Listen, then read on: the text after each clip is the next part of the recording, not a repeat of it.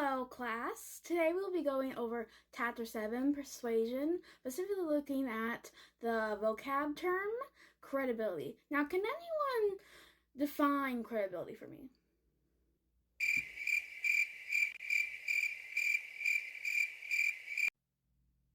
Okay, well, credibility is defined as believability. So you need to be believable, and you also need to be perceived as an expert of what you're talking about, and to be trustworthy with this information. Now I'll be giving you an example of what this looks like. Hello everyone. First off, I wanted to thank you for inviting me to this conference about neurosurgery. Psst, Sarah, why should we believe anything that she's saying? Like, why is she credible to speak at this conference? How should I know, Kimberly? How about we just be quiet and listen? Now I'd like to tell you a little bit about myself. I have a PhD in biology and psychology from Stanford, and I did my residency at Hopkins, and I stayed at Hopkins to be a neurosurgeon there, and I have been a practicing neurosurgeon for 30 years, and I cannot wait to tell you all about my clinical trials that I've been recently doing. Oh, that's why. Now, class, can you tell me why Kimberly understood why she was credible to talk at that conference? I think it's because of the years of experience that the woman had, so it makes her an expert, and she studied for many years to become a neurosurgeon. Yes, that would be correct. It's also that she works at Hopkins, a very reputable hospital that has an excellent neurosurgeon program for the residency, and also her PhDs, which means that she's gone through a lot of education as well as medical school to get that degree and become a neurosurgeon. Oh, yes, Tyler. You have a question? Yes, I do. I was actually wondering if there was any kind of method that we could use to figure out if a source online is credible or just something that is credible. That's a very good question, Tyler.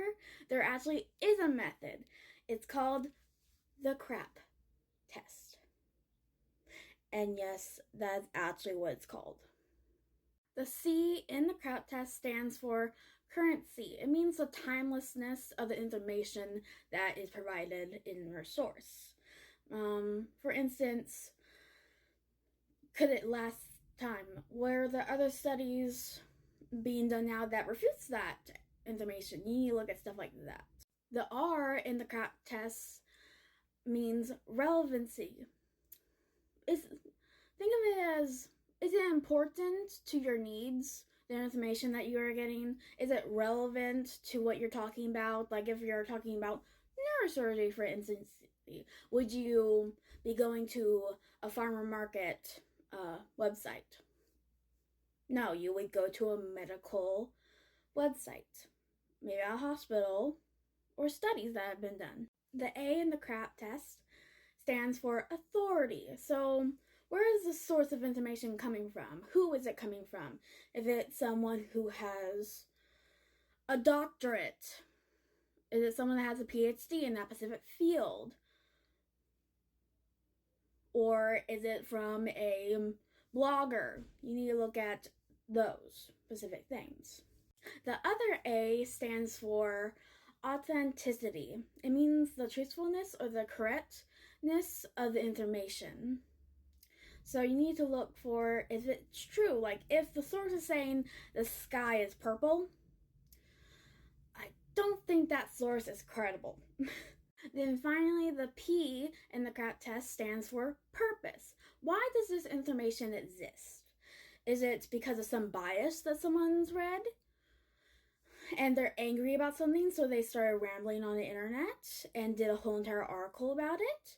Or does it come from science and research and reputable sources?